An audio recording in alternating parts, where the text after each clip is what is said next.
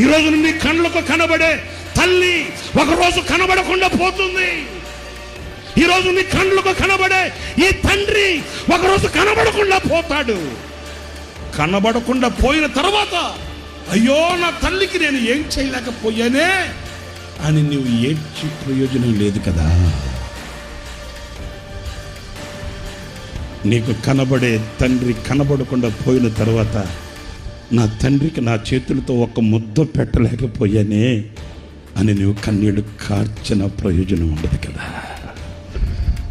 క్రైస్తవ సహోదరుడా, యవనస్తుడా, నా సహోదరుడా, నా సహోదరి, వాని వాని పని, వాని వాని పని, వాని వాని పని.